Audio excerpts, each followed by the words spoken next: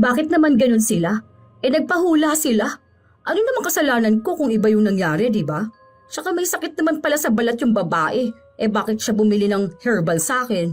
Yung mga katangahan nila sa akin nila si Sisi. Sila yung naniwala sa mga hula ko eh. Lumipat ka na lang ng pwesto. Babalikan ka ng mga yon. Hayaan mo, normal lang yan sa mga peking manghuhula. May mga babalik talaga sa yung galit na galit kasi hindi naman totoo yung mga sinasabi mong hula tungkol sa kanila. Nakakainis lang kasi, naghahanap buhay lang naman ako eh. Ano naman kung totoo yung hula ko o hindi? Bakit kasi ang bibilis magpapaniwala ng mga tao, di ba? Sila naman yung nagdadala sa sarili nila sa mali. Lalapit sila sa manghuhula tapos aasa silang totoo yung sasabihin. Sus, wala namang totoong manghuhula ngayon. Kaya nga hula, ibig sabihin hindi sure. Ay, bahala sila sa buhay nila. Hindi ko na kasalanan kung naniwala sila sa mga sinabi ko. Basta ako, marami na akong pera. Hindi lang naman sila ang tao, no? Lilipat na lang ako ng pwesto. Tuloy pa rin ako sa peke kung panghuhula sa kanila. Marami pa namang tao ang utu-uto, ano? Ibig sabihin, marami pa rin pera ang darating sa akin. May mga pagkakataon na may mga tao talagang lumalapit sa mga manghuhula. Iniisip nila na mabibigyan ng linaw ang kinabukasan nila. Pero dahil maraming tao ang kayang magbayad para masilip ang kanilang hinaharap, nagiging talamak naman ang mga peking manghuhula. Ginagamit nila ang kunwaring kakayahan para magpaasa at manakot ng mga tao. Ano kayang kahahantungan ng mga taong sinungaling? May kakayahan pa kaya silang mahulaan ang pagbabago sa buhay nila? O paniniwalaan ang sarili nilang kasinungalingan? Ma, totoo ba yung sinabi mo dun sa babae na makakapangasawa siya ng Chinese? Malamang hindi. Ewan ko sa kanya. Ang sabi niya nagtatrabaho siya sa isang Chinese restaurant, di ba? Ibig sabihin, mga Chinese customer doon. Kaya ayun, naisip kong isama yun. Sumakto naman na sinabi niyang may 2 Chinese na nagkakagusto sa kanya, di ba? Nakuha mo ba yung teknik ko sa panghuhula? Medyo mahirap ta rin, ma. Kasi naman, parang ang weird naman kasi nung manghuhula ka na hula lang talaga. Kaya nga manghuhula, di ba? Ibig sabihin, pwedeng hindi mangyari. Saka matagal ko na tong ginagawa. Ito na yung nagpalaki sa inyo. Nagpakain sa atin. Kaya kung gusto mo magkaroon ng trabaho, aralin mo tong ginagawa ko. Tapos, magkunwari ka lang na marunong kang magbasa ng baraha. Ganito, pabibilhin mo sila ng bagong baraha. Tapos, maglatag ka lang kunwari. Itanong mo muna kung love life ba yung gusto niyang malaman o anuman. Basahin mo lang yung tao. Tapos, magsabi ka ng random na hula. Para namang hindi ko kaya yun, ma. Nakukonsensya naman ako. Mamaya maniwala yung tao na yun tapos papaasahin ko lang siya. Problema niya na yun. Wala naman ding totoong manghuhula. Kasi kung manghuhula pala sila, sana hinulaan na nila kung anong lalabas sa loto, di ba? Di sila na yung nanalo. May pera na sila. Magiging sobrang yaman pa nila nun. Kailangan mo ng pera para sa anak mo. Bahala ka. Mas malaki ang kita rito. Diyan pa lang sa kalsada, mag-alok ka. Kikita ka na ng 1,000 isang araw. Mga tao ngayon, mga utu-uto. Nagpapahula sila para malaman ang mangyayari sa kanila. Aba, samantalahin na natin yon. Para namang sa generation ngayon, bibihira na lang ang naniniwala sa mga manghuhula, no? Yan ang akala mo. Kahit na anong generation pa yan, marami pa ring tao ang naniniwala sa mga hula. Dalaga man yan o matanda na, hindi maiiwas sa mga Pinoy ang tradisyon ng paglapit sa manghuhula. Kaya nga parami ang manghuhula dahil marami pa ring naniniwala. Hindi nila alam, mga oportunista pala yung iba. Bahala sila sa buhay nila. Maniwala sila sa mga hula-hula na yan. Basta ako, mas naniniwala sa kinikita ko mula sa kanila. Ngayon, itong binili na barahan na to, ibebenta ko naman dyan sa pasugalan ni Cardo. Di kumita pa ako lalo. Tinuturuan ni Marites ang kanyang anak na si Nori kung paano siya kikita bilang isang manghuhula na sinungaling. Hiwalay sa asawa si Nori, kaya siya ang bumubuhay sa isa niyang anak. Nahihirapan siyang makahanap ng magandang trabaho, yung malaki ang sahod. Lalo pat agawan din ng oportunidad. Kaya naisipan niyang gayahin ang ina. Pero may takot siyang nararamdaman. Baka mamaya, mali ang masabi niya, mabuking pa siya. Isang araw, nasa kalsada na naman ang kanyang ina, kasama siya. Ayun, nakikita mo yung babae na may hawak na yelo na plastic? Hindi yan, yun dun sa kabila. Ayun, lapitan mo yun, tapos sanggiin mo siya. Sabihin mo sa kanya na mag-ingat ka mo siya dahil pakiramdam mo mananakawan siya. Nakikita mo ka mo sa vision mo. Ayoko, ma. Baka mamaya manakawan nga yan na ako pang pagbibintangan yan. Mananakawan talaga siya. Dahil nakausli yung wallet niya para makikita niya yon tapos maiiwasan niya. Ngayon magtatanong yon paano mo nalaman. Tapos manghuhula ka kamo. May nakikita ka sa kanya pero hindi mo pwedeng sabihin hanggat hindi niya hinihiling. Tapos niyan, lalapit na yan sa'yo. Sabihin mo manghuhula ka. Kung gusto niya pwede mo siyang hulaan pero bibili siya ng bagong baraha. Ganun lang kadali yan. Tapos gawin mo yung turo ko sa'yo. Ayoko nga, ma. Natatakot ako. Baka kabahan ako hindi ako makapagsalita dun, no? Ay, wala na. Ayan, naunahan ka pa ni Tasing. Tanga-tanga mo naman din kasi.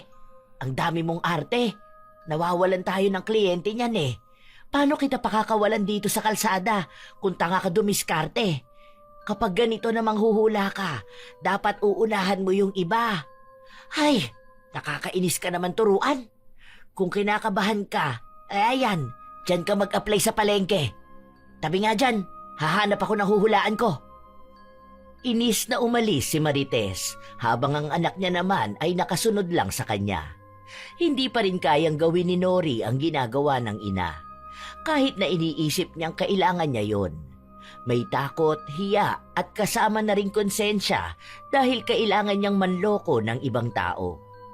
Isang hapon, nakakapito pa lang na hinuhulaan si Marites. Te! Hula, 100 lang! May isang babae na pumayag na hulaan siya.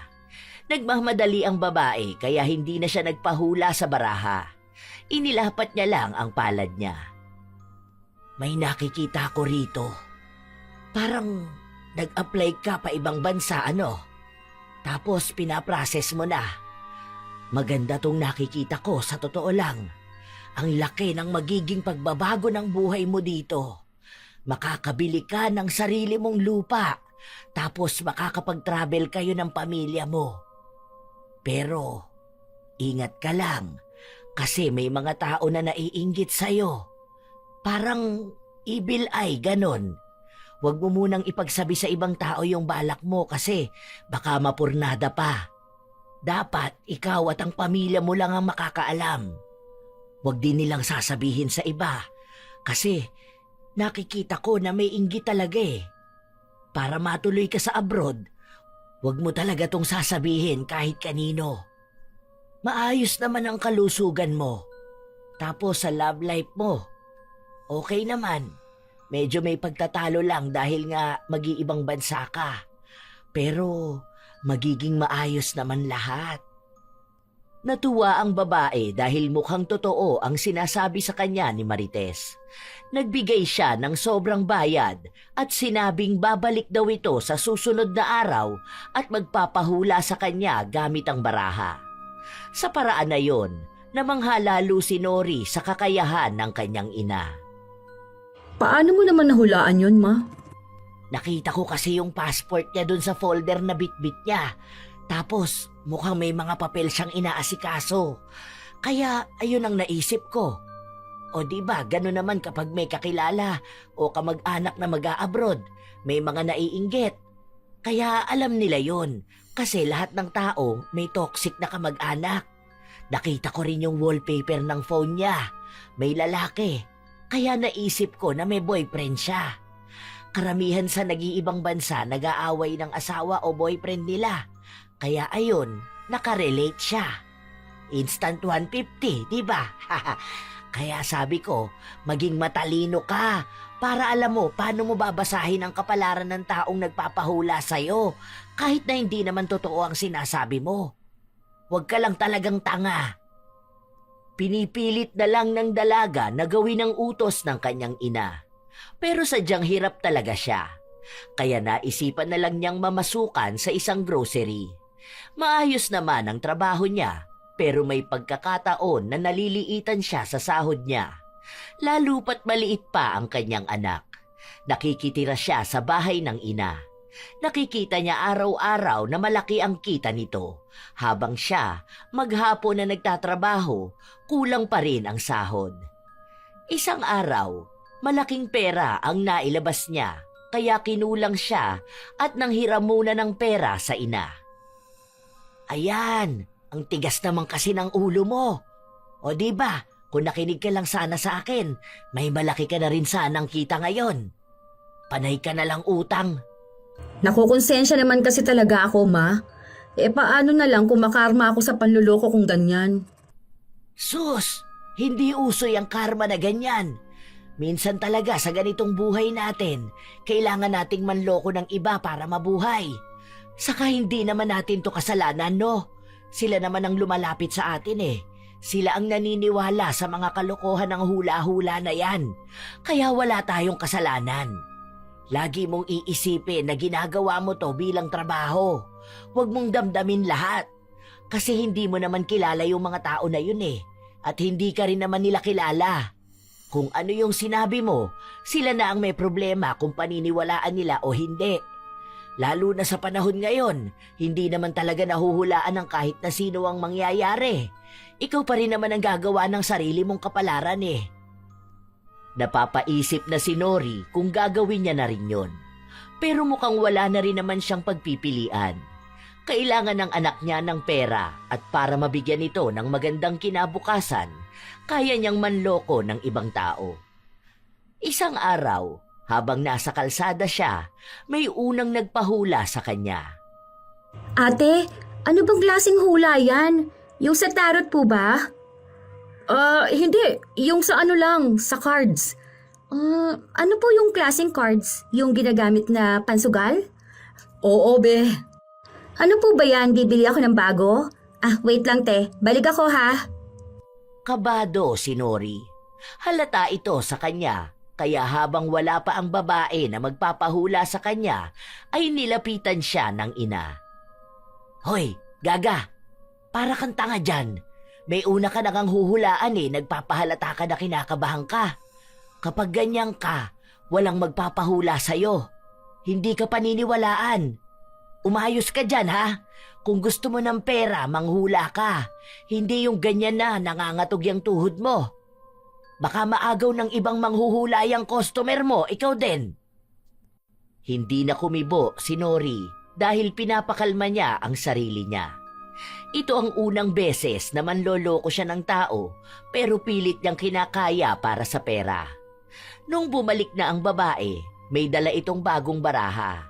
Sa gilid lang sila ng kalsada kung saan may maliit na lamesang bitbit si Nori. Bale, ang gusto ko sanang malaman yung sa love life ko. Medyo naguguluhan kasi ako eh. Dalawa kasi yung manliligaw ko. Yung isa gusto ko. Yung isa naman mas mayaman tapos gusto ng family ko. Ang hirap magdesisyon. Binalasa ni Nori ang baraha. Nagsalansan siya ng 3 hati. Pinapili niya ang babae bago niya ito inisa-isang itihaya na para bang may nababasa talaga siya. Base sa nakikita ko, ang malakas dito, yung mayaman. Siya yung mapapangasawa mo eh, kahit pasagutin mo yung isa. Meron pa akong nakikita dito. Ito, parang may kinalaman sa family. Negosyo siguro. O tapos itong isa na gusto mo, parang nakilala mo siya nito lang. O wala pang 1 taon. Ito namang mayaman parang matagal na.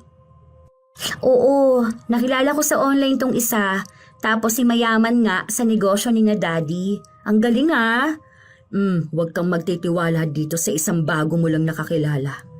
Marami siyang itinatago sa'yo. May nakikita akong bata. Parang may anak na siya o may nabuntis siya. We, may pinagdududahan kasi ako. Yung pamangkin niya na sinasabi niya sa akin. Hala, baka anak niya yun, no? Hindi ko sigurado pero basta may nakikita akong bata. Tapos ito, may tinatago. Pili ka pa ng isa. Ito na lang. Nakikita ko na magiging masaya ang buhay mo kapag kasama mo itong mayaman. Lalago ang negosyo ng pamilya niyo. Oh, ayan oh. Magkakaroon pa kayo ng 3 anak. Ha? Totoo ba? Kasi sabi sa akin ng doktor, malabo raw na magkaroon ako ng anak. Delikado na kung magkakaroon ako ng isa. Itong nakikita ko sa kapalaran mo. May himala naman na hindi inaasahan ng mga doktor, hindi ba? Kaya pwede ka pa rin magkaroon ng 3 anak. Ibig sabihin nun, si Martin talaga yung magiging asawa ko? Mas gusto ko pa naman sana si Anthony. Ay, sayang naman pala. Bale, 250 tong sa hula. Ay, ang akala ko kanina 100 lang. Yung sa palad yon, iba kasi kapag dito sa baraha. Okay lang. Sige, salamat. Balikan kita ha kapag nahuli ko na may anak yung isa. Noong nagbayad na ang babae, nakaramdam ng tuwa si Nori. Doon niya mas lalong naunawaan kung bakit pinipili pa rin ng kanyang ina na manloko ng iba dahil napakadali nga naman ng pera. Hindi isang beses, kundi ilang tao na ang naloko niya. Minsan pa nga mas malakas sa kanya dahil yung ibang mga tao nire-rekomenda siya. Dahil halos lahat daw ng mga hula niya ay nagkakatotoo. Hindi niya naman alam kung bakit dahil imbento niya lang naman ang mga yon. Hanggang isang araw, bumalik sa kanya ang nauna niyang hinulaan. Nagpakilala ito bilang si Zai. Grabe, ang galing naman ng sinabi mo. May anak nga siya, pero hindi niya kasama. Bale, buntis yung ex niya tapos naghiwalay na sila. Bale, 1 taon pa lang yung anak nila. Hindi raw sila nag-uusap nun. Kaya ayun, mas pinili ko na nga lang si Martin. Yun din naman ang gusto ni na mama eh.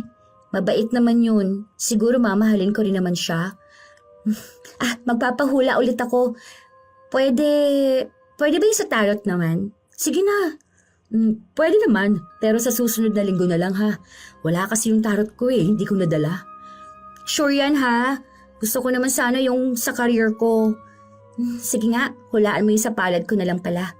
Na-addict na ako magpahula. Ang galing mo kasi. Totoo mga sinasabi mo. Sige. Bale, ang nakikita ko dito sa mga palad mo, parang may nagbabalik o may bumalik. Hindi ko alam kung sino to, pero baka ex mo o old friend na matagal mo nang hindi nakikita. Nagkatampuhan kayo nito, tapos parang nag-cut off ka. Pero gusto niya ulit bumalik sa buhay mo. Oh? Hala, sino kaya yun, no? Wala naman kasi akong ibang friends eh. Wala rin naman akong naging ex. Basta, kilala mo siya. Baka ka mag-anak, ganun. Nako, yan yung pinsan ko na hindi ko na kinakausap ngayon. Nag-away kasi kami niyan. Nangutang siya sa akin tas hindi ako binayaran. Oo, tama. Kasi ayan may kinalaman sa pera. Tapos parang wag mong pababalikin sa buhay mo to. Kasi uulit lang ng ginawa niya noon eh. Tsaka baka mangungutang ulit sa'yo to. O kaya baka pag nanakawan ka pa. Kaya mag-iingat ka ha. Ayan pa Nakikita ko na parang ang daming taong may inggit sa'yo. Kaya parang ayaw ka nilang makita na masaya. Feeling ko rin yan, no? Na maraming naiinggit sa akin. Kasi parang nasa iyo na ang lahat. Tapos yung mga gusto nila nagagawa mo. Ingat ka sa mga pekeng tao. Kasi, yan. Parang may tatraidor sa'yo. Malapit na tao to sa'yo. Pwedeng kaibigan o kamag-anak mo. Nakikita ko rito sinisiraan ka eh. Parang may okasyon na darating. Tapos doon mo malalaman lahat ng ginagawa nila. Hala! Uy, ang galing! Kasi birthday ng lolo ko sa linggo. Tapos, doon ko makakasama mga kamag-anak kong toxic. Naku, baka may gagawin silang yung eksena, no? Grabe naman. Hoy, ang galing mo talaga. Sa susunod, papuntahin ko dito ang best friend ko. Nakakuha na naman ng malaking pera si Nori. Nung umalis si Zai, may isang babae na nagpahula sa kanya. May katandaan na ito at ang gusto niyang malaman ay tungkol sa kalusugan niya. Hindi ka po ba masasaktan sa maririnig mo? Bali kasi dito sa nakikita ko, hindi talaga maganda. Lalala kasi yung sakit mo eh. Tapos parang mababaldado ka niyan. Magkakaroon ka pa ng depression. Maaga pa naman to, pero huwag kang masyadong magkakakain ng mga bawal sa'yo. Tapos lagi kang maggulay. Huwag kang magpapaka-stress. Pero sa nakikita ko kasi parang mga 1 buwan na lang ang buhay mo. Takot na takot ang babae. Umiyak pa nga siya sa harapan ni Nori at sinabing paano na lang ang mga anak niya. Hindi sila handa kung sakali man na mawawala siya. Pero ba'y nakikita pa naman akong pag-asa sa'yo? Teka. May kaibigan akong nagbebenta ng mga herbal. Kung iinumin mo yun sa loob ng 7 araw, naku, malaki ang chance na gagaling ka. Kasi nakikita ko na may pananalig kang gagaling ka eh. Tapos yung anak mo palagi na lang abala sa trabaho niya. At yun din ang isa sa pinoproblema mo kasi baka may sakit na katulad mo. Tama ba ako? Nakiusap ang babae na tulungan siyang gumaling. Hindi pa raw sigurado sa anak niya dahil ayaw ng anak niyang magpatingin sa doktor. Kaya nagbigay ng numero si Nori na tatawagan ng babae kapag may mabibili na siyang herbal na gamot. Kahit na ang totoo nun, siya lang ang gagawa ng herbal na gamot. Bigla niya kasing naisipan na idagdag yon sa pagkakakitaan niya. Noong nasa bahay na siya, naabutan siya ng ina na nagpapakulo ng malunggay at makabuhay. Ano yung ginagawa mo? Magbebenta na rin ako ng herbal. Ha? Bakit? Maghuhula ka lang anak. Ano yung pinagagagawa mo? Hindi ka albularyo oy. Pansin ko kasi na maraming naniniwala sa sinasabi ko, kaya idadaan ko na rin sila sa peking herbal na to. Bahala na sila sa buhay nila. Basta mahal ko to ibebenta para naman magkapera din ako ng mas malaki, no?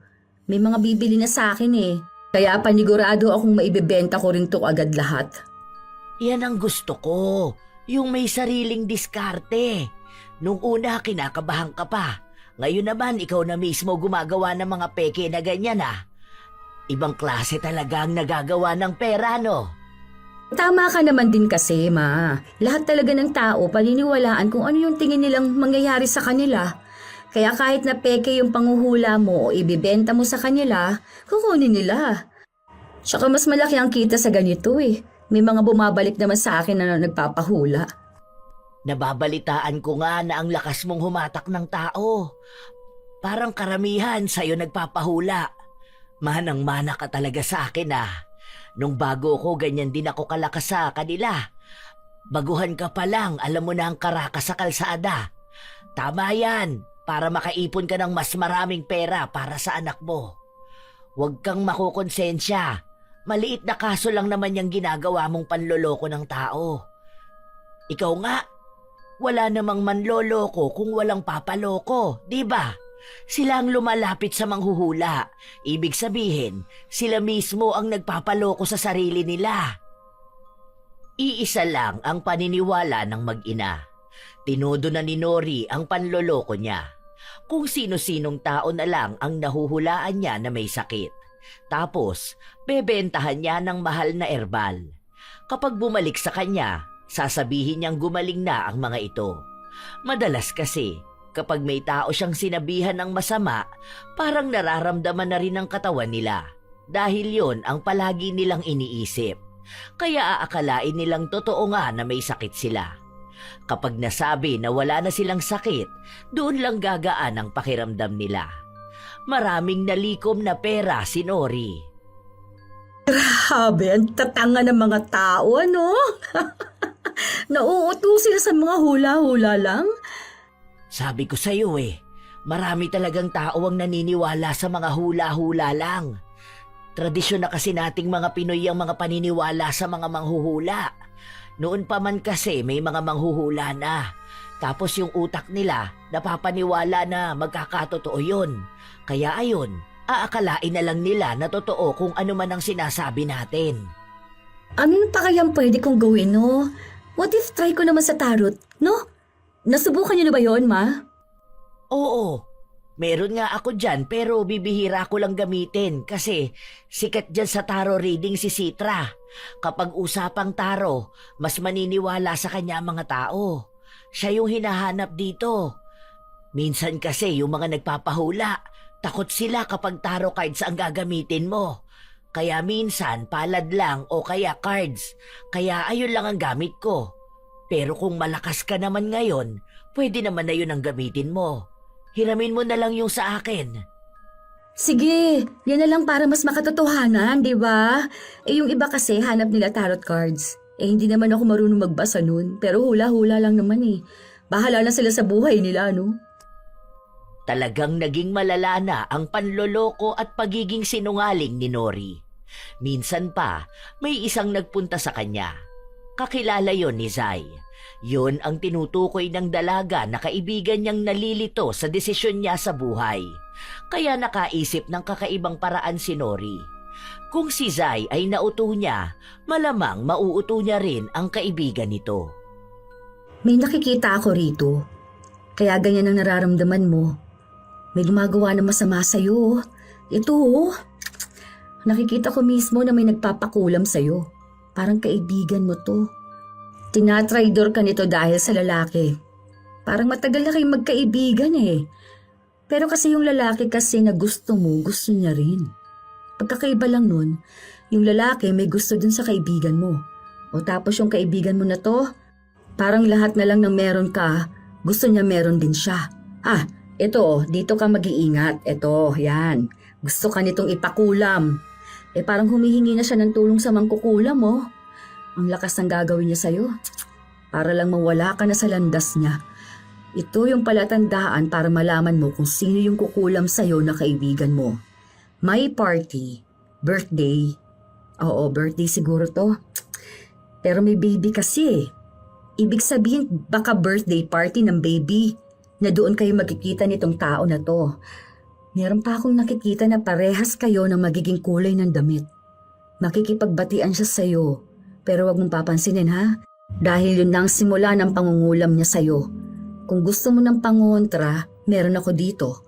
Kaso isa na lang pala to, kaya medyo mahal to. Ipapaligo mo ito, 7 araw para hindi ka tablan. Nagsabi ang babae na paano raw yun mangyayari, kasal na siya. Wala siyang ibang lalaki na gusto. Tapos yung mga kaibigan niya, masaya naman ang buhay pag-ibig. Hindi naman daw tungkol sa pag-ibig ang gusto niyang malaman. May desisyon kasi siyang pinag-iisipan sa negosyo niya. Hindi ko rin alam, basta yun ang nakita ko eh. Baka aagawin pa lang sa'yo ang boyfriend mo. Tungkol saan bang desisyon ang gusto mo? Hindi na nagpahula pa ang babae dahil nainis na ito sa kanya. Umalis siya nang hindi man lang nagbabayad. Grabe naman yung babae na yun, hindi man lang nahiya. Nagpapahula tapos hindi nagbabayad. Alam na nagtatrabaho lang yung tao eh. Kapag talaga yan naglokong asawa niyan, babalik din yan dito para magpahula ulit sa akin. Okay lang, may iba pa naman ako mga customer. Nagpatuloy ang peking panghuhula at pagbebenta ng kung ano-ano ni Nori. Kapag nanghuhula siya at nagsasabi siya ng masama sa iba, natatakot talaga ang mga tao. Sinasabi sa kanya na bakit daw ang ibang manghuhula ay hindi nagsasabi ng masama tungkol sa hinuhulaan nila, pero nagagawa niya yon ng palusot. Sinasabi niya na tinatago ng ibang manghuhula ang masasama nilang nakikita dahil maging sila ay natatakot. Pero siya, sasabihin niya raw kung may masama para malaman ng mga ito at maiwasan nila. Lalo pat may mga erbal at ritual din naman daw silang ginagawa para mapigilan ang mga masasamang mangyayari o kaya ang nararamdaman ng mga tao. Doon niya nakukuha ang tiwala ng iba kaya nakakabenta rin siya ng mga erbal kahit na mahal yun. Isang araw, habang nasa bahay siya, nagbibilang siya ng mga pera niya. Wow! Ang dami niya na! Siyempre naman, Ma.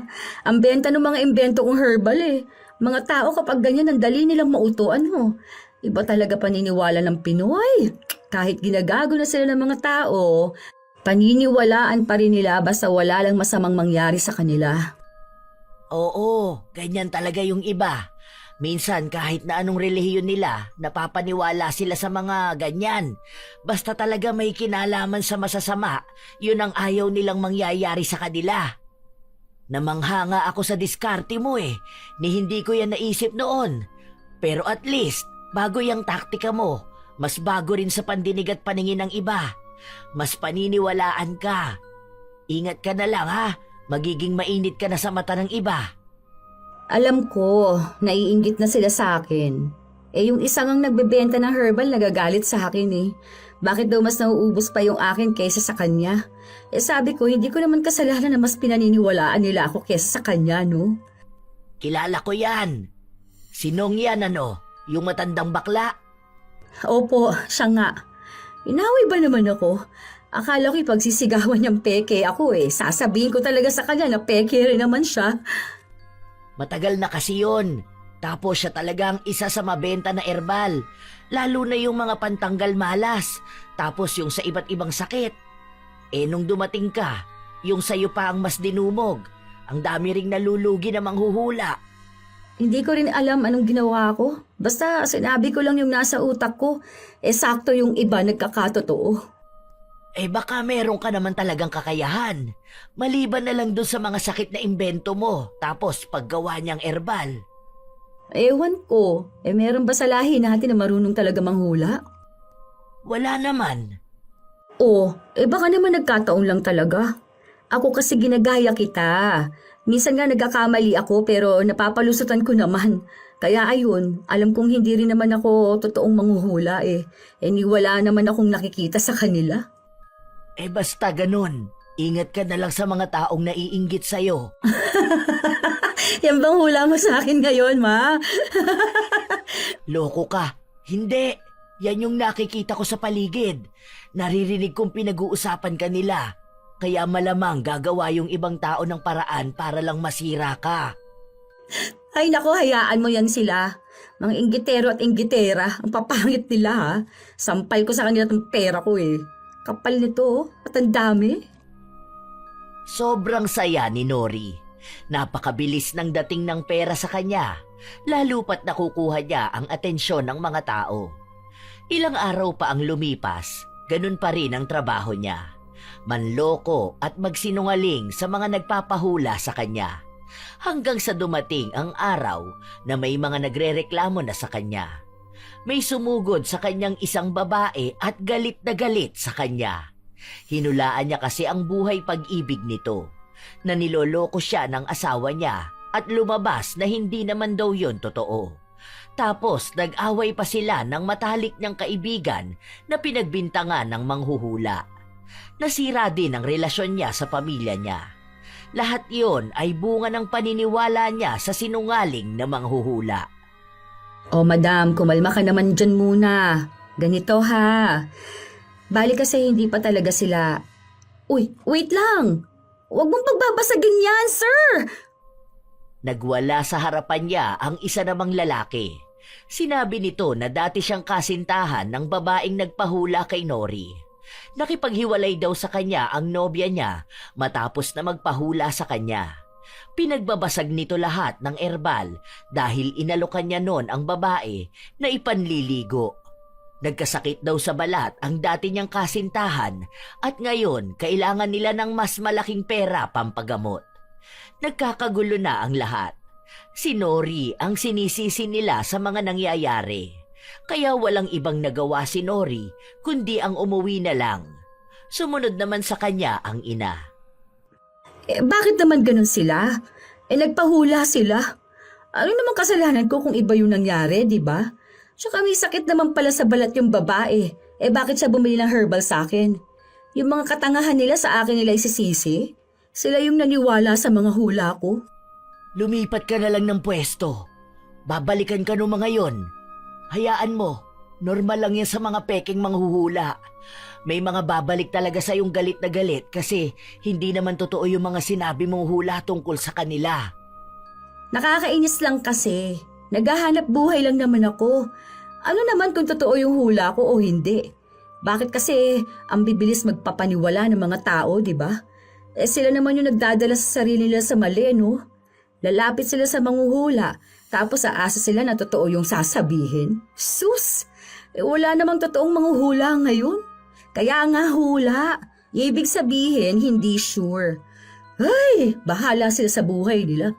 Hindi ko nakasalanan kung naniwala sila sa mga sinabi ko. Basta ako, marami na akong pera. Hindi lang naman sila ang tao, no? Lilipat na lang ako ng pwesto. Tuloy pa rin ako sa peke kong panghuhula sa kanila. Marami pa namang tao ang utu-uto. Ibig sabihin, marami pa rin pera ang darating sa akin. Yan ang gusto ko sa'yo, anak. Nakaka-proud talaga na ganyan ka mag-isip. Manang-mana ka talaga sa akin. Ang gagawin ko dyan, kapag nakaipon na ako ng pera, magne-negosyo na ako tapos titigil na rin ako. Naku, duda ako dyan sa pagtigil mo. Hindi mo maiiwan yung ganitong trabaho, maniwala ka sa akin. Sinubukan ko na rin yan noon. Walang-wala ang kikitain mo sa negosyo mo, sa kikitain mo sa panloloko sa ibang tao. Tingnan mo, titigil ka lang dyan ng saglit, pero babalik ka rin. Saka ko naiisipin yan. Basta ang mahalaga sa akin ngayon, masaya akong marami akong pera. Wala na tong konsensya ko, no? Hanggat nakikita kong may pera ako, natatabunan no ng konsensya. Okay na rin to, para naman sa anak ko tong ginagawa ko.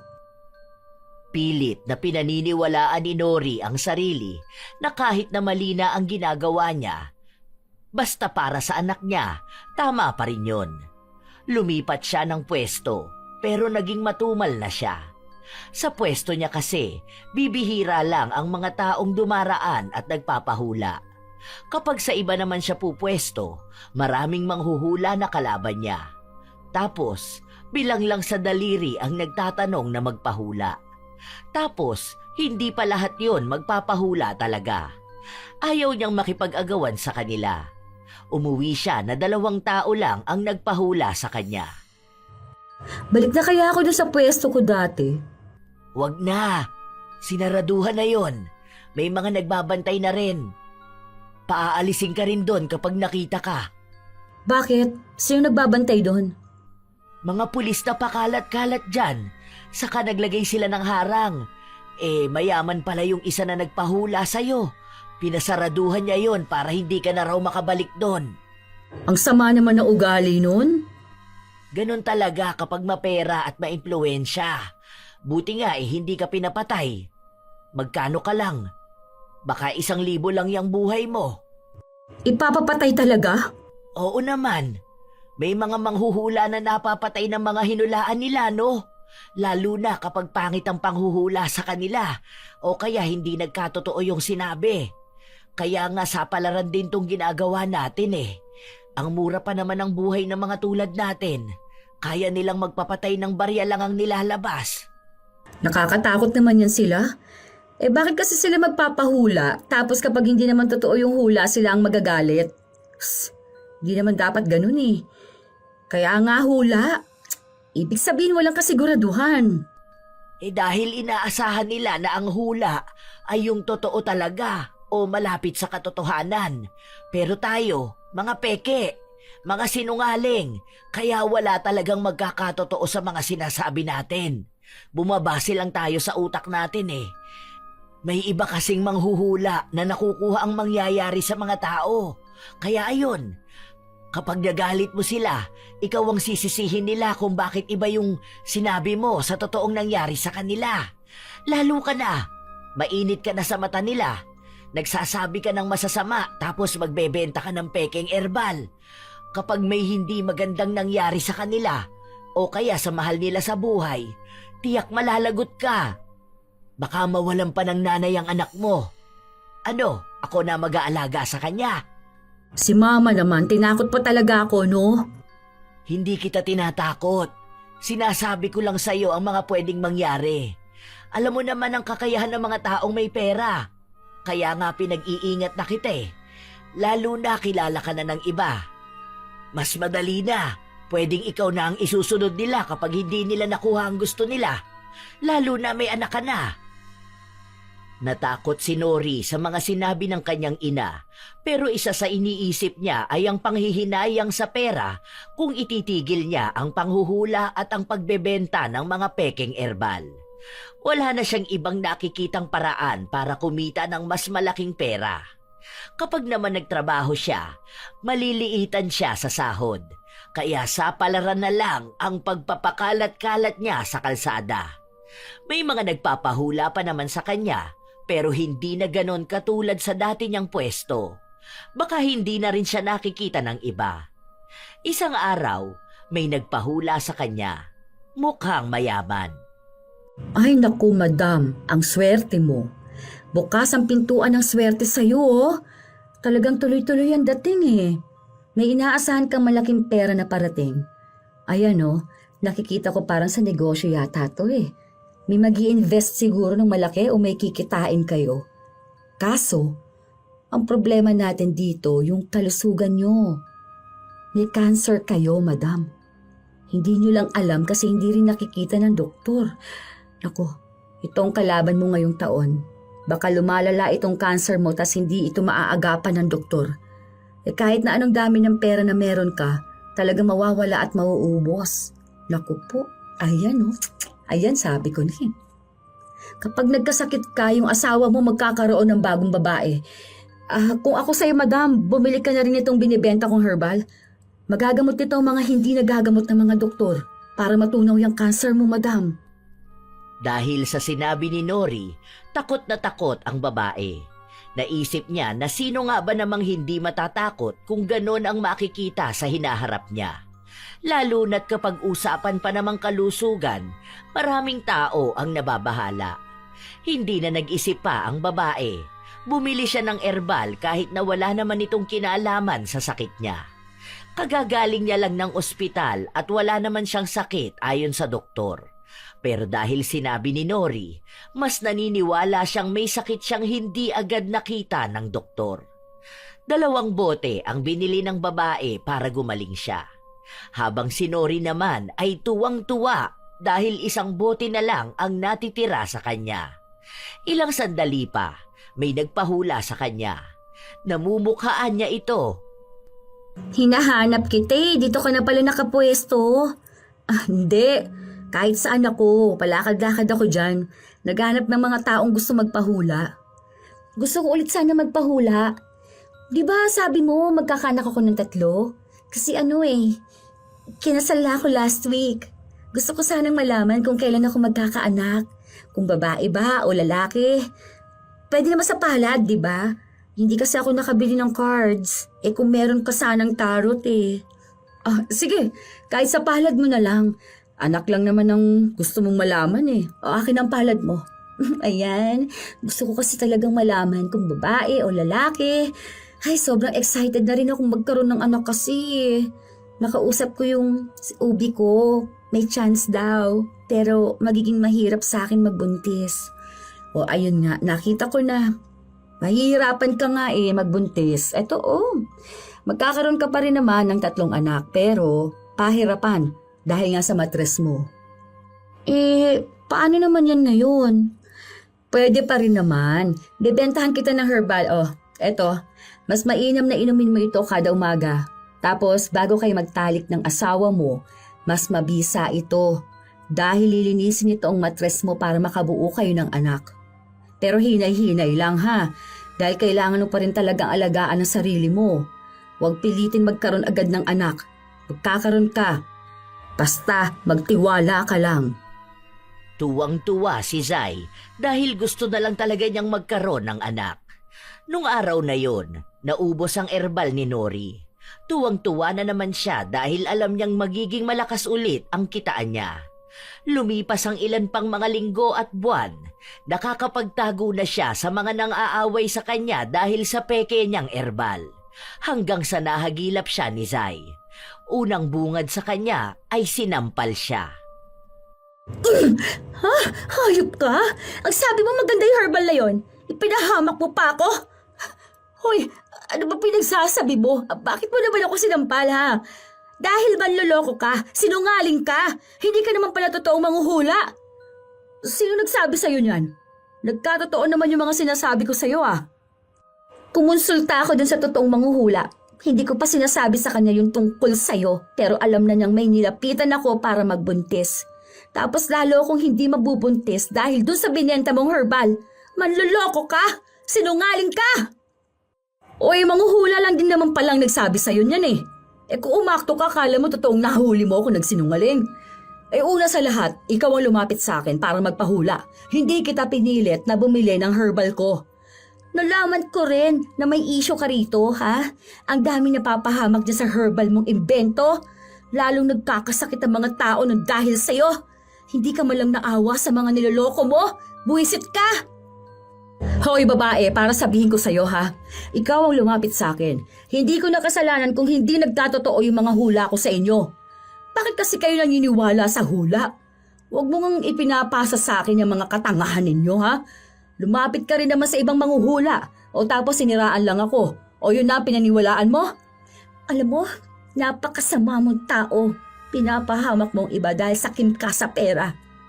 Bumalik sana sa iyong lahat ng mali-mali mong hula sa ibang tao. Sa'yo sana yan tumalab para ikaw ang atakihin ng stress. Isinusumpa ko yan. Umalis ka agad si Zai matapos niya yung sabihin. Wala namang pakialam si Nori dahil sanay naman na siyang may nagagalit sa kanya. Basta ang mahalaga, may nagpapahula pa rin naman sa kanya at may bumibili pa rin ng herbal niya. Ilang araw na ang lumipas, hindi na siya binalikan pa ni Zai. Hindi na sila nagtagpo. Pero para kay Nori, hindi lang naman si Zai ang tao sa mundo, kaya kahit wala ito, may magpapahula pa rin sa kanya. Isang umaga, hirap na hirap bumangon si Nori. Masakit ang lalamunan niya. Naambon ng kaata. Sabi ko sa'yo, magdadala ka ng sombrero mo. Tapos kapag inaabot ka pa ng gabi, mahamog na. Napagod siguro ako. Sobrang daming tao ba naman eh. Grabe naman yun. Marami bang nagpahula sa'yo? Marami din, pero iba pa rin nung may pwesto ako. Umaalis kasi ako kapag nakikita ko yung mga nakakakilala sa akin eh. Baka dun pa ako awayin. Okay lang yan. Normal yan. Kahit naman kami, inaaway din ng mga kaluma-lumaan na nahulaan namin. Yung iba nga, ilang taon na, galit pa rin eh. Hindi na nagsipagbago. Pero lalabas ako mamaya. Papahinga lang ako ng kaunti. Sige pala, aalis na ako ha. Yung anak mo, paalaga mo na lang kay Julia. Bayaran mo na lang. Kailangan kong kumita ng maraming pera ngayon dahil maraming tao. Sasamantalahin ko na to. Ang akala ni Nori ay madadaan niya sa pag-inom ng gamot ang nararamdaman niya. Pero habang tumatagal ay lumalala. Pero kahit na may sakit siya, patuloy pa rin siya sa panghuhula. Hanggang sa isang araw, may nagpahula sa kanya. Pasensya na po. Ay, medyo masama ang pakiramdam ko eh kasi naulan na ako kahapon. Ayun nga, madam. Ingatan ng kalusugan, ha? May chance kasi na sumuka ka ng dugo. Kaya kung ako sa'yo, ngayon pa lang inaagapan mo na yan dapat. May binibenta naman akong herbal dito. Hindi bumili ang babae. Sa halip ay nagalit pa ito sa kanya. Sinabi sa kanya na bakit puro masasama ang sinasabi niya. Na dapat nga ay magsasabi siya ng mas magagandang parating sa buhay ng babae. Umalis ito nang hindi man lang nagbabayad sa kanya at sinabihan pa siyang sinungaling. Kung hindi ba naman masama ang ugat? Kati na pala nalamunan ko. Ninikip na ang dibdib ko. Ano ba to? Akala ni Nori ay simpleng ubo lang o kati ng lalamunan pero sumuka siya ng dugo. Sa gilid pa ng isang tindahan kaya natakot ang mga tao. Akala ay may nakakahawa siyang sakit. Nanghihina na siya kaya umuwi siya ng bahay nila. Nung kinagabihan, kung saan nakauwi na rin ang kanyang ina, inaapoy na siya ng lagnat. Umiinom ka na ba ng gamot mo? Bakit naman naging sakitin ka ng ganyan? Nung bata ka, hindi ka mabilis kapitan ng sakit ah. Kung kailan naman tumanda ka, saka ka naging sakitin. Hindi ko alam. Basta ang sama ng pakiramdam ko. Sobrang bigat talaga eh. Tapos dito sa dibdib ko parang may nakadagan. Sumuka na nga ako ng dugo eh. Tapos kada uubo ako may dugo na kasama yung plema ko. Eh baka naman may TB ka na niyan. Yan na nga ba ang sinasabi ko sa'yo? Hindi naman siguro. Kanina naman ako mahahawa ng TB niyan. Bukas pumunta ka ng center. Magpa-check up ka. Hindi na maganda yung nangyayari sa'yo. Sabi ko naman huwag ka magpapatuyo ng pawis mo eh. O kaya maliligo ng may pawis pa ang likod. Paano? Nung nakaraan umuwi kang pawis na pawis. Tapos itinapat mo sa electric pan yung likod mo. Doon mo pinatuyo ang pawis mo. Ni hindi mo pinunasan. Kung nakikinig ka sana sa akin eh. Alam mo namang uso yung TB. Buti na lang may gamot na dyan. Paano na lang ako sa anak ko, ma? Masama talaga ng pakiramdam ko eh. Grabe na lamig ako. Talagang nanginginig yung laman ko. Uminom naman na ako ng gamot eh. Matutulog na lang ako na maaga. Kinabukasan ay nagpunta sila sa center para malaman ang nangyayari kay Nori. Doon nakumpirma na may sakit nga siya sa baga, kaya kailangan niyang maggamot. Kailangan niya munang malayo sa anak niya, kaya nanguha siya ng pwedeng magbantay. Bawas na naman sa perang pilit niyang itinatabi. O ano, kumusta naman na pakiramdam mo? Inuubo ka pa ba? Medyo okay na ako, ma. Pero 6 months pa akong iinom ng gamot. Tuloy-tuloy ito para mawala tong TB ko. Nakakatakot pala tong ganito. Umiiwas muna ako sa anak ko. Hirap na. Baka mahawaan ko pa siya eh. Kawawa naman. O paano yan? Manghuhula ka pa ba sa labas? Kailangan, ma. Bawas na yung pera ko eh. Kailangan ko talaga ng yaya. Wala namang mag-aalaga sa anak ko. Kailangan ko magdoble kahayod ngayon. Buhay pa naman ako, ibig lang sabihin nun, kaya ko talaga magkikikilos. Huwag mo na lang masyadong abusuhin ang sarili mo. Kahit siguro yung ilang hula lang, tapos benta ng herbal. Tapos umuwi ka na. Magpahinga ka. Kaso matumal nga ngayon. Paano naman yun? Baka wala akong kitain sa isang araw. Eh anong gusto mo? Magpakamatay ka sa kalsada? Hoy Nori, may anak ka. Hindi ka pwedeng pagod na pagod tapos bigla kang bubulagta doon habang nanghuhula. Kapag hindi mo na kaya, umuwi ka na. Huwag mong pilitin. Mas mahalaga pa rin ang kalusugan mo. Kaya ko yan, ma. Ano ka ba naman? Para namang sinabi mong mahinang nilalang ako. Kaya ko yan. Hanggat humihinga ako, wala yung problema. Ay, bahala ka dyan sa buhay mo. Ang tigas ng ulo mo. Nag-aalala lang naman ako sa'yo. Kapag gumaling ka naman, pwede ka na ulit magtatambay dyan sa kalsada. Pero sa ngayon, dapat dito ka lang sa bahay. Kaso, hindi mo naman ako pinakikinggan. Sa bagay, malaki ka naman na kasi. Basta, mag-iingat ka na lang sa kalsada. Hindi nakinig si Nori. Mas mahalaga sa kanya ang pera kaysa sa kalusugan niya. Kaya mula umaga hanggang gabi, nasa bangketa siya at nag-aalok ng hula sa kung sino-sino. May mga bit-bit din siyang herbal. Nangangayayat siya dahil sa sakit niya. Hindi lang sa baga, may iba pa siyang sakit na hindi niya alam kung ano at saan ba nagmula. Malakas naman siya noon, hindi madaling dapuan ang sakit. Isang araw, nakakuha na siya ng sarili niyang pwesto. Naglabas siya ng pera para lang makasama sa bangketa. May mga nakapila ng mga manghuhula, kaya malakas ang kompetisyon. Nak, ikaw na muna ang manghula dito kay madam. Cards yan. Masakit na talaga ang tiyan ko eh. Magbabanyo muna ako. Ayan madam, sikat na manghuhula yan dito. Anak ko yan, kaya makakasiguro ka na mahuhulaan niya lahat ng kailangan mo. Sige po, ma'am. Upo po muna kayo rito. Tungkol saan po bang ipahuhula nyo? Love life po ba? Money? Career? Ano po ba? Sa negosyo nyo? Sinabi ng ginang na tungkol daw sa mga anak niya. 3 kasi ang anak niya at mga bata pa. Gusto niya lang malaman kung ano ang tungkol sa kanila. Base naman sa nakikita ko, mababait naman ang mga anak mo. Yung dalawang babae mo magkasundo sila kahit na palagi sila magkaaway. Magiging sanggang dikit ng dalawa na to oh. Tapos itong bunso mong lalaki, parang medyo ano siya? Parang sakitin, ganon. Tama ba ma'am? Parang mahina ang katawan niya? Sinabi ng babae na hindi naman daw. Lahat daw ng anak niya ay malulusog. Hindi rin naman bunso ang lalaki. Pangalawa raw ito. Baka mali lang ang nakikita niya. Pinaglalaban niyang may sarili siyang doktor at hindi niya pinapabayaan ang kalusugan ng mga anak. Akala ko bunso. Pero ayun nga ma'am, darating yung araw na magiging sakitin to.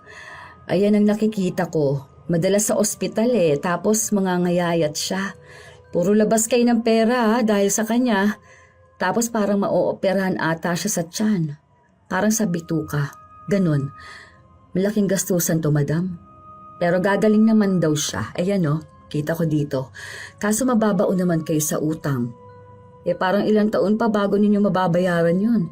Pero lalaki silang mababait 3. Tapos magiging maganda yung trabaho nila kasi makakapagtapos sila ng pag-aaral kahit na mahirap kayo. Natakot ang babae. Naiyak pa nga ito sa harapan ni Nori. Tungkol ito sa anak niya.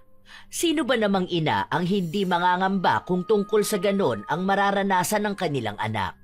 Sinabi niya na wala siyang pakialam kahit na maubos lahat ng pera nila basta wala lang magkakasakit sa mga anak niya.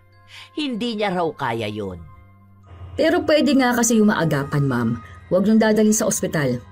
Dahil alam ninyo ang ginagawa ng mga doktor, di ba? Lalo nilang binibigyan ng sakit ng mga tao para sila naman ang kumita. Okay, ang gawin niyo, ma'am, yung mga herbal. Ugaliin ninyong painumin at sanayin ng anak ninyo para malinis ang bituka niya at maiwas siya sa sakit.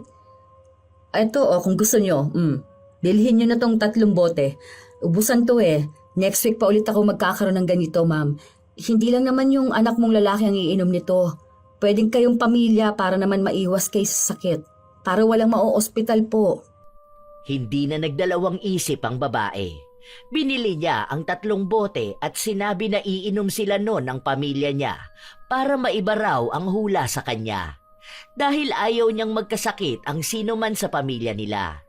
Huling bote na yon pero gagawa pa ulit si Nori.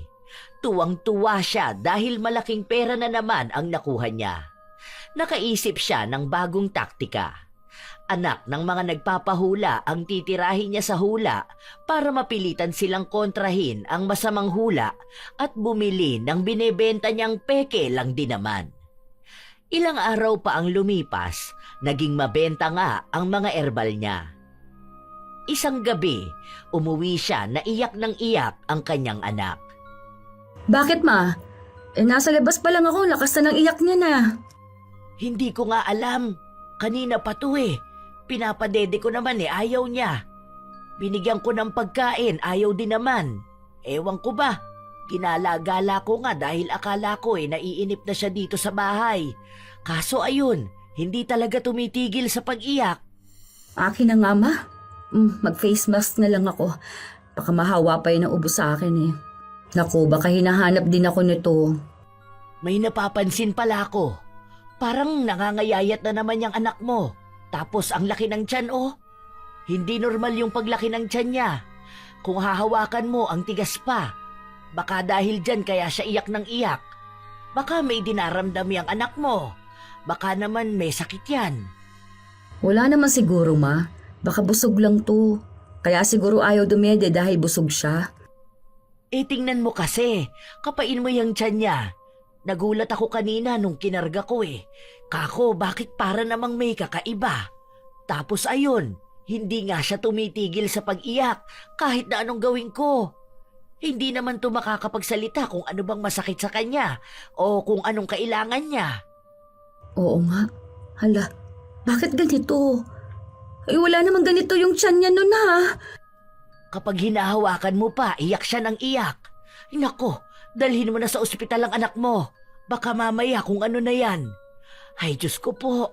Ayan na nga ang pag-iyak ng bata. Natataranta silang umalis ng bahay at nagtungo sa ospital. Doon nila nalaman na may sakit sa bituka ang anak ni Nori. Kailangan na agad yung mapaoperahan dahil kung hindi, baka ikamatay pa ng bata.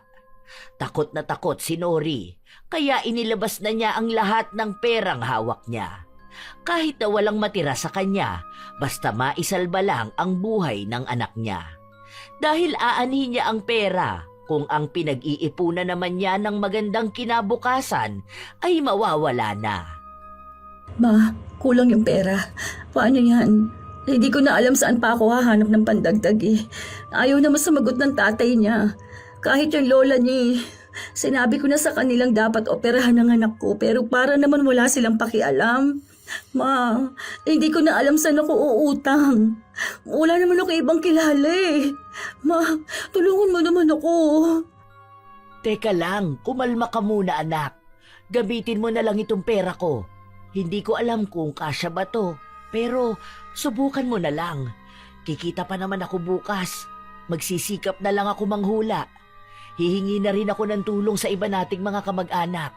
Saka doon sa mga kaibigan ko. Magagawa natin yan ng paraan. Pwede tayong lumapit sa mga politiko para lang magamot ang apo ko. Huwag kang maging tensyonado. Pati ako nagpapanik na. Ma, bakit naman ganito ang nangyayari? Bakit biglaan naman nagkasakit ang gano'n ng anak ko? Ang bata niya pa. Hindi ako handa na mamatayan ng anak, ma. Hindi, ayoko. Anong gagawin ko? Ma, tulungan mo naman ako. Para na ako mababaliw ngayon eh. Hindi na gumagana ang utak ko. Magpakatatag ka lang, nak. Kung ipapa-opera naman na natin siya, gagaling naman yung anak mo. Tiwala ka lang. Magdasal ka rin palagi. Huwag kang mawawala ng pag-asa. Sa buhay talaga natin, darating yung mga ganitong problema. Pero pinapatatag tayo nito. Nung una ako, tapos ngayon yung anak ko naman. Nawala na lahat yung perang nakuha ko sa panluloko. Ano ba to? Binabalikan na ba ako ng karma ko? Bakit naman sa akin pa ito nangyari at sa anak ko? May iba pa naman na masasamang tao, diba? Hindi lang naman tayo mga sinungaling na manghuhula ang masama dito sa mundo eh. Bakit tayo pa? Bakit hindi yung mga mamamatay tao? Yung mga kurap na politiko? Naghahanap buhay lang din naman tayo eh. Wala tayong choice kundi ang magsinungaling para sa pera, para mabuhay. Bakit naman may kasama pang ganito, ma? Huwag mo nang sisihin ng iba o itanong yan. Ang mahalaga may pera kang nagamit pampaopera ng anak mo. Ilapit na lang natin yan kay Mayor para mabawasan ang halagang babayaran sa ospital. Gagaling din ang anak mo. Sana nga ma, gumaling na. Kung akong tatanungin, mas gusto ko pa na wala akong pera. Basta ligtas at malusog lang ang anak ko. Ganun naman talaga dapat. Dahil aanin ba natin ang malaking pera kung palagi lang natin gagamitin sa pagpapagamot, di ba? Ay, bahala na. Basta gagalingan ko na lang manghula at magbenta ng mga herbal. Kapag napaubos ko na yung natitira sa akin, may pera na ulit ako. Nalapitan ko na halos lahat ng tao. Ay, bahala na akong magalit yung ibang manghuhula. Magkipag-agawan ako sa kanila. Alam naman nilang kailangan ko ng pera para sa anak ko eh. Basta mag-iingat ka lang. Alam mo naman yung mga sinasabi ko sa'yo, di ba? Ma, wala na akong pakialam sa iba. Basta ang gusto ko gumaling na ang anak ko. Makalabas na siya ng ospital. Maging masigla na ulit siya. Kawawa siya eh. Kung pwede sanang ako na lang ang lahat nakakaramdam ng sakit eh. Kahit ako na lang. Kung pwede ko lang kunin yung sakit na nararamdaman niya eh. Pero naniniwala pa rin ako magiging maayos siya. Gagawin ko ang lahat. Kahit na maging manloloko pa ako sa lahat ng taong makikita ko. Ayaw ni Nori mawala ng pag-asa. Pero naiisip niya talaga ang kalagayan ng kanyang anak. Wala na siyang pera kahit na magkano. Nasimot na talaga. Kaya kailangan niyang maghanap ng bagong huhulaan na bibili ng mga peke niyang erbal na gamot.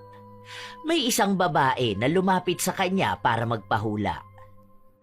Naku, mother, yung isa mong anak makukulong. Mga 3 days sa una, pero yung babalik siya sa dati niyang gawain, baka habang buhay na siyang makulong. Ayan ang linaw. Nakikita ko mismong aarestuhin siya. Hindi ko alam kung sino sa mga anak mo pero ito, may hikaw siya sa kanan niyang tainga. Kinuwento ng babae na mabait naman ang anak niya. Paano raw yun makukulong? Walang bisyo at palagi lang nasa simbahan. Wala rin naman daw itong mga kaibigan na masasamang impluensya sa kanya. Pero kahit na yun ang sabihin ng babae, halata pa rin naman sa mukha niyang nag-aalala siya sa maaaring mangyari sa kanyang anak. Na baka nga totoo na makukulong ito. Iisa lang ang naiisip niyang may hikaw sa tenga. 3 ang anak niyang lalaki. Iisa lang ang naghihikaw. Mukhang hindi niyo nalalaman na may mga kalokohan ng anak mo, ha? Parang mahuhulihan siya ng drugs o kaya may mangyayari para makulong siya. Bantayan mo siyang mabuti para magbago siya. O ito, may bibenta ako sa iyong herbal. Iahalo mo ito sa ipaliligo niya. Tapos sunod-sunod na 7 araw nang ipapangligo ito, ha? Binentahan ni Nori ng herbal ang babae. Kasunod nun, maya-maya lang din ay nagkakagulo na ang mga tao. May mga pulis na humuhuli sa mga nasa bangketa. Hindi agad nakatakbo si Nori dahil sinasalba niya ang mga herbal na ibinebenta niya. Yun na lang kasi ang pag-asa niya para magkaroon ng pera. Naabutan siya ng pulis. Kinolekta ang mga hawak niyang herbal. Ilang beses pa siyang nagpumiglas pero wala siyang nagawa. Parang awa niyo na. Huwag niyo naman kaming ganitohin, oh. Naghahanap buhay lang naman kami. Yung anak ko nasa ospital. Kailangan namin ng pera. Kailangan kong kumita ng pera. Parang awa niyo naman, oh. Wala naman akong nasasaktang ibang tao. Mga tao lang din naman kami. Sinabi ng pulis na ilang beses na silang pinagsasabihan na bawal silang magbenta sa parte na yon dahil daanan yon ng mga tao. Sila ang nagiging dahilan kaya nagkakaroon ng malalang traffic sa lugar nila. Marami silang nahuli. Pinagsisira ang mga gamit nila. May iba pang pulis na pinagtatawanan sila. Mga manghuhula raw sila, pero bakit hindi nila nahulaan na mahuhuli sila? Walang-wala na si Nori. Mabuti na lang, hindi nahuli ang kanyang ina. Kaya kahit na 3 araw siyang nasa kulungan, may nag-aasikaso sa anak niyang may sakit. Naoperahan na ang anak niya, pero kailangan pang magtagal sa ospital dahil sensitibo. Nangangayayat na ng sobra ang bata. Awang-awa si Nori, pero wala naman siyang ibang magawa. Wala na siyang pera. Hindi niya rin alam kung paano siya makakabalik sa panghuhula. Okay na yung sa gamot ng anak mo. May mga bawal lang talagang kainin. Pero sa ngayon, wala namang ibang problema. Ay, sa awa ng Diyos, ligtas naman ang bata. Naaawa ko sa anak ko, ma. Hindi ko siya matingnan ng maayos. Kapag nakikita ko siya, naluluha talaga ako. Ang bata niya pa para pagdaanan yung ganyan. Hindi ko na alam talaga, ma. Kawawa nga siya eh. Panayan iyak. Siguro hinahanap ka rin. Buti nga napapatulog ko pa eh. Siguro ikaw na lang din muna ang magbantay sa anak mo para lagi ka rin niyang nakikita. Kasi sa totoo lang, ikaw lang talaga ang hahanapin ng anak mo. Nai-stress din ako, ma. Paano naman natin mailalabas yung anak ko niyan? Wala man lang tayo kahit na magkano. Hindi ko alam kung saan ako pupwesto para manghula. Ay, paano? Sabi pa sa akin ng polis, kapag daw nahuli pa nila ako, hindi na nila ako palalabasin ng kulungan. Naisip ko na kawawa naman yung anak ko kapag nagkataon, hindi ba? Hindi kita agad nasabihan eh. Nagkakagulo na kasi noon. Tapos ang layo mo pa. Natulak-tulak na ako ng mga tao kaya hindi na ako makapunta sa pwesto mo. Ganon kasi talaga yon, lalo na kapag may clearing sa bangketa. Lahat talaga yan. First time ko rin naman. Nag-iisip ako ngayon kung saan ako pwedeng tumambay kahit yung wala na muna akong pwesto. Lahat naman ng herbal ko nakuha na nila, kaya wala pa akong maibebenta. Kailangan ko pa ng puhunan para makabili ng mga gagamitin ko. Kaya hula na lang muna talaga yung gagawin ko.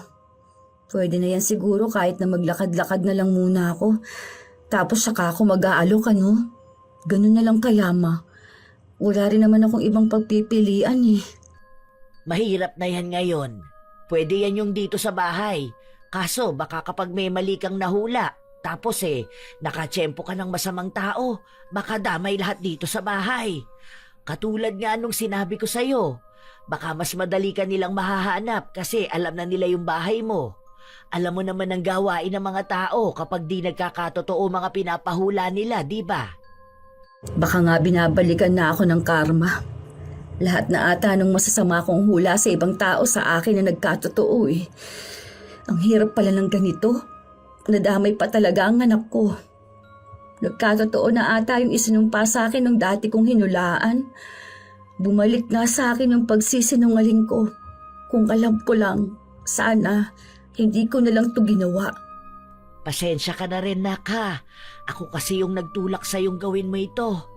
Akala ko kasi ito yung mag-aahon sa'yo sa hirap. Hindi pala. Ito rin pala yung magdadala sa'yo lalo sa paghihirap. Nadamay pa ang anak mo. Naging sobra din naman ako, Ma. Hindi ko naisip na mali na talaga yung ginagawa ko. Ikaw nanguhula ka lang basta. Minsan nagkakatotoo, minsan hindi. Habang ako, sinamantala kong lahat. Nagbenta pa nga ako ng peking herbal na hindi ko alam paano ko ba ginawa. Tapos pinahamak ko pang kalusugan nila. Tapos nagsasabi pa ako ng masama. Hindi lang simpleng pagsisinungaling ang ginawa ko. Masyado akong nasilaw sa pera. Parang wala nang ibang mahalaga sa akin kundi pera. O ngayon, naubos lahat ng pera na yon. Kung gaano ko kadaling nakuha yon sa panloloko, ganun din kabilis na nawala sa akin. Tapos ngayon, baon pa tayo sa utang. Wala na talagang kahit na ano sa atin, Ma. Ang mahalaga, maayos ka at maayos na ang anak mo. Sobrang nakaka-stress pala tong ganito.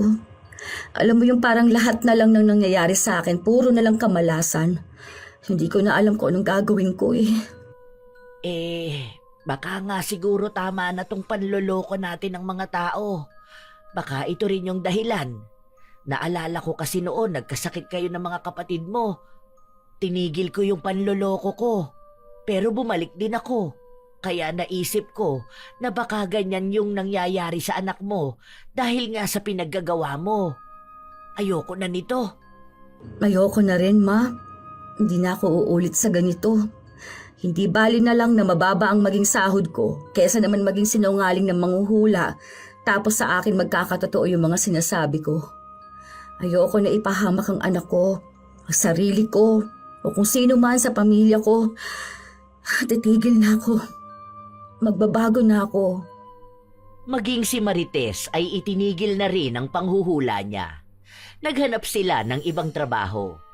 Mahirap noong una, lalo pat may utang din si Nori sa dating yaya ng anak niya. Hindi niya kasi ito napasahod dahil nga ginamit niya ang pera para mailabas ang anak niya sa ospital. Ang daming pagsubok na pinagdaanan nila. Sunod-sunod na dagok sa buhay. Pero tinanggap na lang nila yon bilang parusa sa panlalamang nila. Ilang beses nagsisisi si Nori sa mga ginawa niya. Walang araw din na hindi siya humihingi ng tawad sa Diyos. Hindi niya alam kung hanggang kailan sila magbabayad. Pero hinihiling niyang sana kayanin nila kung ano man yung darating sa kanila. May nakita akong trabaho. May naghahanap ng tagahugas ng pinggan dun sa may karinderya. Yun na lang ang pinasukan ko. Mababa ang sahod pero ayos na rin yun kasi matutulungan din naman tayo nun panggastos dito sa bahay. Naghahanap nga rin ako. Hindi naman kasi pwede na nakatenga lang ako sa bahay. Mas lalo akong may stress sa pera. Paano naman yung anak mo? Hindi yan pwedeng alagaan ng iba. Tandaan mo, bagong opera yan. Bata pa yan. Kailangan niya ng maingat na pagbabantay. Kung ibang paalalagain mo dyan, baka wala ka ng maabutan na anak. Paano naman yan, ma? Alam nga namang dito lang ako sa bahay.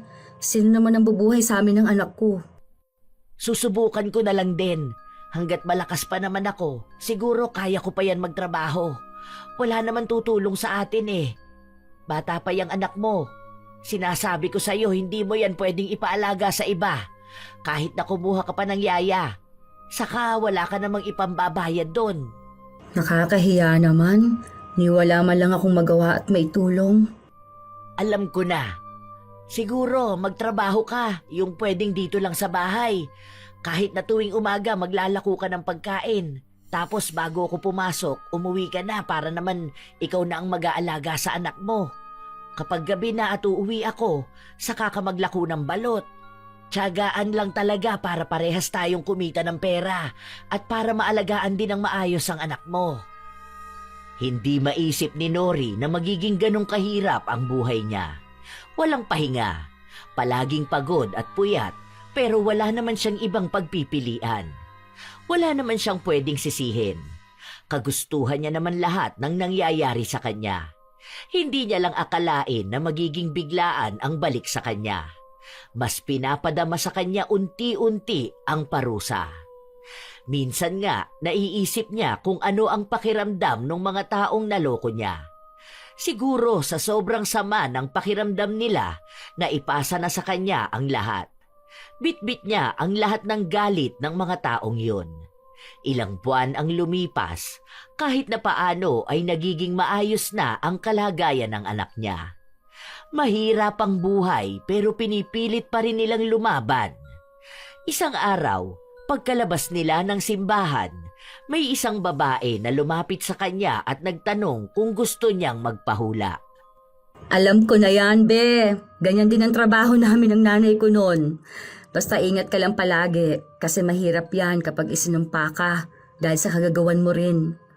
Yun lang ang masasabi ko. Kailangan natin lahat ng pera pero huwag kang papakampante sa ganyan. Lahat ng mali na nagagawa natin sa kapwa natin, mas higit na masakit kapag tayo na ang binalikan. Ngumiti lang si Marites dahil kilala niya ang babae na yon. Anak din ng sinungaling na manghuhula na nakasama na niya noon pa man. Sa paglipas ng panahon, kahit paano ay gumaan na ang buhay nila. Hindi na sila bumalik sa pagiging manghuhula. Mas binigyan nila ng tuon ang buhay nila. Nabayaran ang mga utang at nagsimula ng maliit na tindahan. Sa ngayon, maingat pa rin ang pag-aalaga ni Nori sa kanyang anak. Kahit na paano ay lumusog na ito kumpara noon. Bilang isang tradisyon sa Pilipinas ang paniniwala sa mga manghuhula, may mga nagsasabing totoo at may mga hindi naman kailanman nawala ang mga peke. Sa paglipas ng panahon, mas naging madali para sa ilan na gamitin ang paniniwala ng kapwa bilang paraan ng panlilinlang. Ang hula ay nagiging sandigan ng mga nalilito, nasasaktan at naghahanap ng sagot. Ngunit hindi lahat ng nagbibigay ng sagot ay may tunay na malasakit. Hindi masama ang maniwala, subalit nagiging mapanganib kapag ang paniniwala ay nauuwi sa bulag na pag-asa. Kapag ang bawat desisyon ay inaasa sa baraha, bituin o bulong ng iba. Unti-unting nawawala ang kakayahan ng tao na mag-isip at manindigan para sa sarili. Ang sinungaling na manghuhula ay hindi kailanman nagbibigay ng malinaw na direksyon. Sa halip, nagiiwan siya ng takot, pagdududa at pag-asa na may kapalit na bayad. Ang kapalaran ay hindi nakasulat sa palad at lalong hindi nababago ng ritual o alay. Ang kinabukasan ay hinuhubog ng kilos, sipag at pagpapasya araw-araw. Walang hula ang makakapantay sa sariling pagsusumikap at paninindigan. Tandaan na huwag gawing gabay sa buhay ang hula ng iba. Makinig sa payo, ngunit huwag ipasa ang sariling kapalaran sa kamay ng sinuman. Ang direksyon ng buhay ay hindi ibinubulong sa dilim. Ito'y pinipili at pinaninindigan ng taong may lakas ng loob na maniwala sa sariling kakayahan. Kayo ba mga apo? Nasubukan nyo na bang magpahula? Nakakilala na ba kayo ng mga pekeng manghuhula? Maaari kayong magbahagi ng inyong sariling karanasan at naway nakapaghatid ng magandang aral ang ating bagong kwento. Shout out sa ilan sa mga masusugid na tagapakinig ng mga istorya ni Lola Telang. Joe Liza Lavadia, Angelina Ay, George Gomez, Rose Ann Romasanta, Jessica Sobremonte, Jocelyn Kai, Tutsi Roll, Cherry Mukbang ASMR, Josa Daenerys. Shout out din sa mga nail technician at mga receptionist ng Posh Nails Tagaytay Branch, Botchok 72, Van Havire, Mardy Suzuki, Emmy Jane Malandog, Joy ng Bahrain, Aramay Amor. Shout out din sa inyo, Nancy, Sylvia Marie Alegre, Quilly Jan Siabgano, Alvin Jan Santos, Roxanne Diga, Consolacion Alvarez, I'm Marlene 2912, Ami Pacana, Geraldine Diaz at sa magagandang staff ng I Give One Water Station, Sylvia Marie Alegre, Gladys Desingaño, Jenny Apurillo, Yumite Gaming, Larnie Azurin, Richelle Rosales. Ito ang inyong Lola Telang at maraming salamat sa palagi ninyong pakikinig mga apo.